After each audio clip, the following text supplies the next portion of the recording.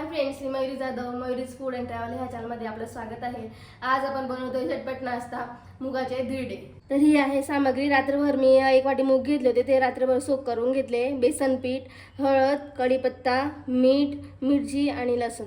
तर आता आपण मूग दळून घेऊया। अगोदर मी थोडंसं मूग घेते आणि त्याच्यामध्येच मी लसूण आणि हिरवी मिरची टाकून आणि कढीपत्ता पण टाकून देईल त्याच्यामध्ये, आणि मग थोडंसं पाणी टाकून त्याला दळून घ्यायचं आहे।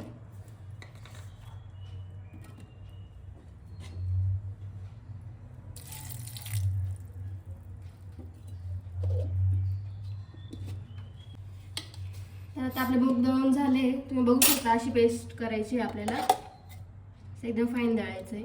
आता आपले मूग दळून झाले, असं फाईन पेस्ट आपली करून घेतली आपण। आता त्याच्यामध्ये आपण थोडंसं मीठ टाकून घ्यायचं आहे चवीप्रमाणे। हळद आणि बेसन पीठ आपण थोडंसं टाकायचे, त्याच्याने चिल्याची असे बाइंडिंग चांगली होते। त्याला चिला पण म्हणतात आणि धिरडे पण म्हणतात, मुगाचे धिरडे। आपण लागत लागत पीठ टाकू आपण। आपलं बॅटर असं थोडंसं थिक करायचं आहे आपल्याला। आता आपलं बॅटर बनवून तयार झाले, त्याला एवढं असं घट्ट ठेवायचं आहे आपल्याला, बघू शकतात तुम्ही। आता आपण धिरडे बनवून घेऊया। मी त्या तव्यावरती अगोदर थोडंसं तेल टाकून घेतलंय। आता आपण जे बॅटर तयार केलं होतं ते थोडं थोडं टाकायचं आहे आपण, आणि हलक्या हलक्या हाताने त्याला स्प्रेड करायचं आहे।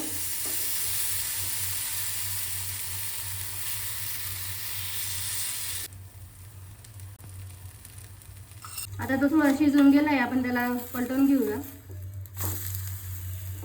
आता आपण त्याला सर्व करून घेऊया। आता आपण शेंगदाणे आणि खोबऱ्याची चटणी बनवून घेऊया। त्याच्यासाठी ही आहे सामग्री: शेंगदाणे, खोबरं, मीठ, कढीपत्ता, जिरं, मोहरी आणि हिंग। आता आपण शेंगदाणे आणि खोबरं दळून घ्यायचंय। अगोदर आपण खोबरं थोडंसं दळून घेऊ, त्याला बारीक करून घ्यायचंय। दोघं सोबत टाकले का नीट व्यवस्थित दळलं जात नाही, त्याच्यामुळे अगोदर खोबरं, त्याच्यामध्ये थोडंसं पाणी टाकून आपण बारीक करून घेऊ। आता आपलं खोबरं दळून झालंय, आता आपण त्याच्यामध्ये शेंगदाणे टाकून देऊ। आता आपण त्याच्यात थोडीशी मिरची पण टाकून घ्यायची आणि परत दळून घ्यायचे। आता आपली पेस्ट बनवून तयार झाली, तुम्ही बघू शकता। आता आपण चटणीला तडका द्यायचा आहे। त्यासाठी मी अगोदर छोट्याशा कढईमध्ये 1.5 चमचा तेल टाकून घेतले। आता त्याच्यामध्ये जिरा आणि मोहरी टाकून घ्यायची आहे। ती छान तळली का त्याच्यामध्ये कढीपत्ता टाकून घ्यायचा आहे। त्याच्यात थोडासा हिंग टाकते, आणि आता हा तडका आपण आपल्या चटणीमध्ये टाकून घ्यायचा।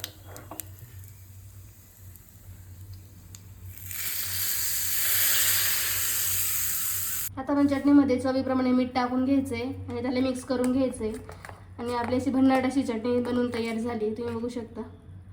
तर आपले मुगाचे धिरडे बनवून तयार झाले, तुम्ही बघू शकता। किती सिंपल रेसिपी होती, बनवायला एकदम सोपी आणि खायला एकदम छान, एकदम चविष्ट।